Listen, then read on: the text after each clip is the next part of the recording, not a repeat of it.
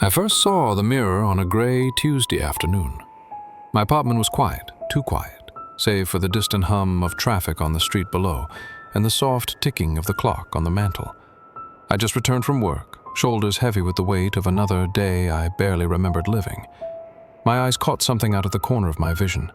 The tall, ornate mirror standing in the corner of the living room, its silver frame tarnished and intricate, swirling with floral motifs and curling vines. I hadn't owned such a piece. I didn't recall ever seeing it. For a moment, I wondered if I'd imagined it. But there it was, leaning against the wall, its reflective surface catching the pale light of the overcast sky. Curious, I approached. My reflection shimmered, slender, pale with dark circles beneath my eyes. As I drew closer, I felt a faint vibration in the air, like a sigh pushed through the glass. I lifted a trembling hand to the mirror's surface. My fingertips brushed the cold glass, and then I heard it, a whisper, so faint I almost dismissed it as the wind outside. Yet the sound was distinct. My name, Emily. I froze, my breath caught. No one else lived with me. My phone lay on the sofa, silent. I stepped back and blinked, certain I'd heard wrong. Silence. But the mirror remained. Its glass rippled, reflecting not just my image, but a dim hallway illuminated by flickering sconces, one I did not recognize. Intrigued, I reached out again. Come closer. My heart hammered. Who's there? I whispered, voice quivering. Only my own reflection stared back, lips moving soundlessly. I backed away. The soft echo of a sigh reverberated around the room. That night, I dreamed. In the dream, I stood at the end of a hallway lined with mirrors on either side. Each mirror was framed in the same twisting silver vines. The floor was marble, smooth and cold under bare feet. A row of brass sconces cast golden light, and at the far end, a larger mirror, more ornate than the rest, beckoned me. I walked slowly, each step echoing. I passed my reflection a dozen times, each version more worn, older, until finally I reached the grand mirror. Its glass shimmered like liquid metal. I leaned toward it. Then I heard the whisper, Emily. I reached out. My hand passed through the glass as if it were water. I gasped, falling forward into the mirror's surface, plunging into darkness. I woke in my bed, drenched in sweat, heart racing. Morning light filtered through the curtains, gentle and pale. The mirror was gone. Relief washed over me, until I noticed the hallway behind me was no longer empty. A reflection stood in the glass panel of my apartment door. A tall shape, head tilted slightly.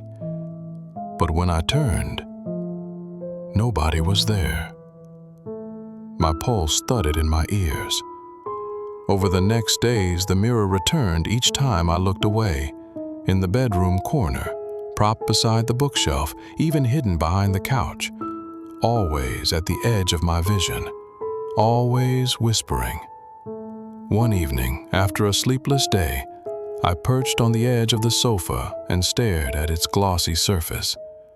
I lit a candle and placed it before the glass. The flame trembled, casting flickering shadows. A soft hum filled the room, as if the mirror itself breathed. Remember. Remember what? I cried. Only silence answered. But then I saw movement behind the glass. Shapes shifting, furniture, a door opening, a gloved hand placing an object on a table. I leaned closer until my forehead touched the glass.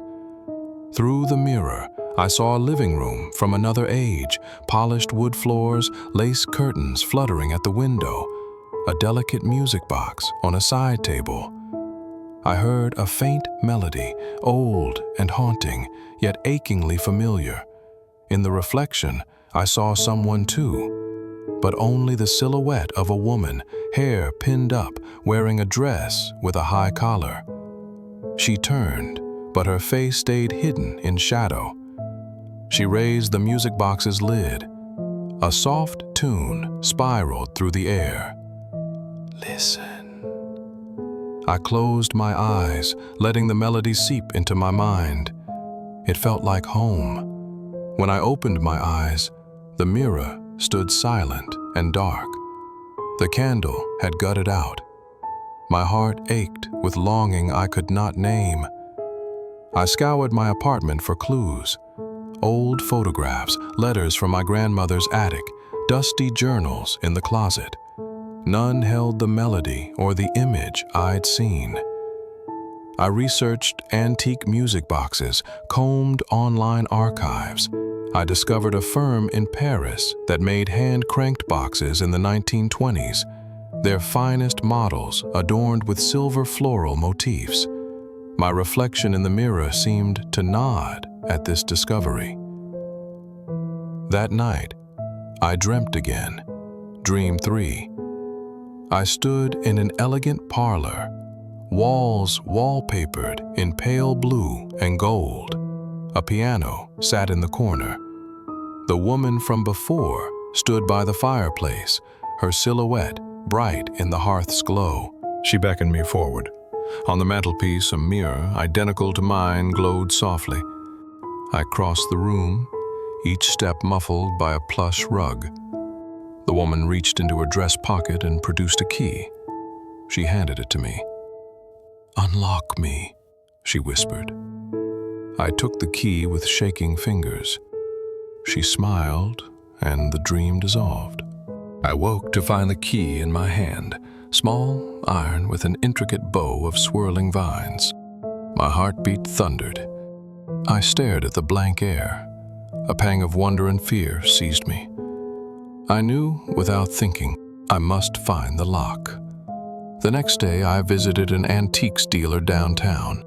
The shop smelled of old wood and lavender. I set the key on the counter. "Where do you keep your mirrors?"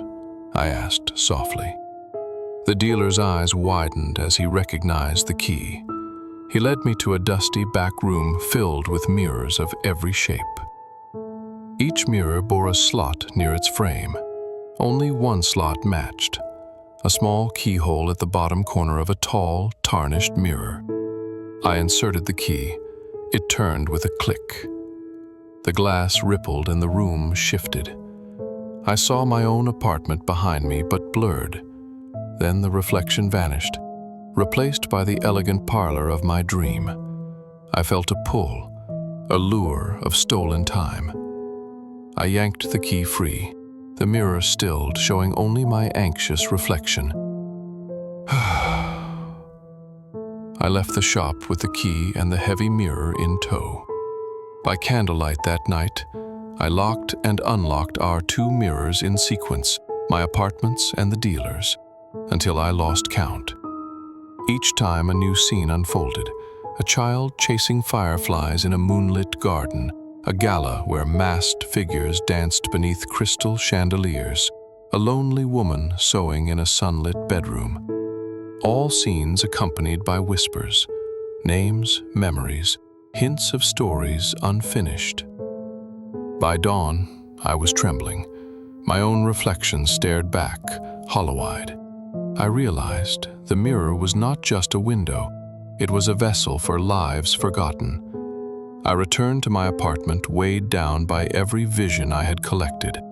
The mirror sat silently in its corner, unassuming yet brimming with untold lives. My journals lay open on the table, pages filled with ink, but each word felt too small for the enormity of what I must record. That evening, I placed a pressed violet from my grandmother's garden before the glass. As its deep purple petals brushed the mirror's edge, the surface shimmered. A new scene unfolded.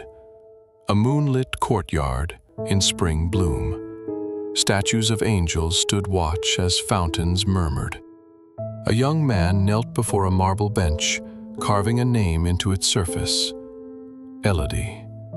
He paused, tears glistening on his cheeks, and traced the letters with a trembling finger. He whispered her name, and I heard the mirror echo, Elodie. I leaned forward as the man rose, clutching a single white rose. He walked toward a door framed by ivy, the petals falling at each step. He paused at the threshold, hesitated, then placed the rose on the doorstep.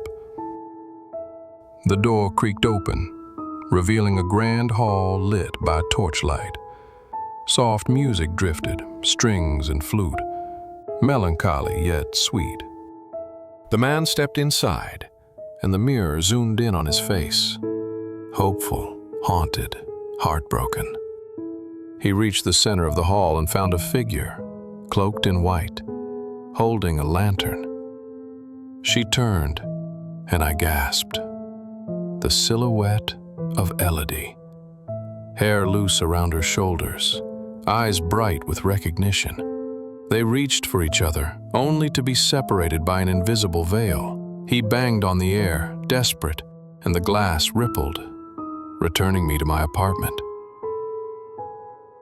I sank to the floor, notebook in hand, fingers slick with tears. Elodie and her lover's story pressed on me like a heartbeat. I wrote, "He carved her name in stone, so she would never be forgotten, even if he could not reach her again."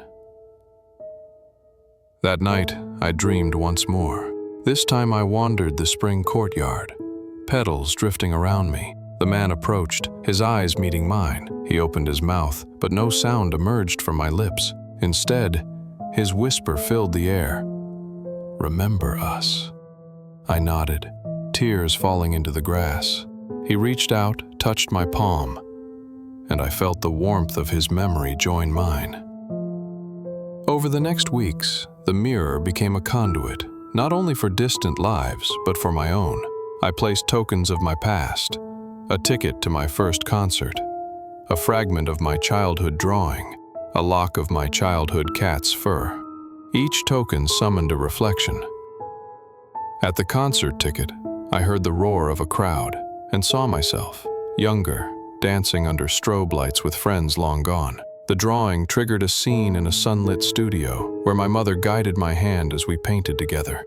The cat's fur brought the soft purring of a familiar companion curled on my lap, and the mirror whispered my name with gentle recognition. "We remember you."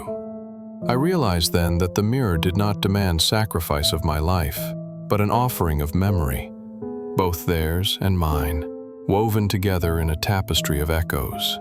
One night, the mirror's glass trembled and formed letters across its surface. The keeper may rest when all stories are told, but the stories never end. I traced the words, feeling the weight of my promise. Soft tears slid down my cheeks as I whispered, "I will remember." In the final sequence, I arranged the artifacts around the mirror in a circle. The violet, the locket, the rose, the ticket, the drawing, the cat's fur. The mirror glows softly, colors swirling beneath its silver surface. I step back and watch as each memory dances across the glass in delicate vignettes. Elodie's courtyard, the music box's tune, my mother's laughter, the beat of the concert, the warmth of the cat. "Thank you," I murmur, voice steady. The mirror's reflection fades to show only my own face, serene and resolute. I gather my notebooks and close them gently. The room is quiet save for the soft hum of the mirror's glow. As dawn breaks, I light a final candle and address the mirror directly. Our stories live on, held here in glass and light, and so shall our memories, whispered into eternity. With that, I leave the room, closing the door behind me. The mirror stands silent, its silver vines curled protectively around worlds, seen and unseen. If this tale awakened your curiosity, please hit like and subscribe to WhisperTales. Stay with us, and we'll uncover countless more forgotten memories together. Click the bell so you never miss a whisper, and remember every story while it still echoes.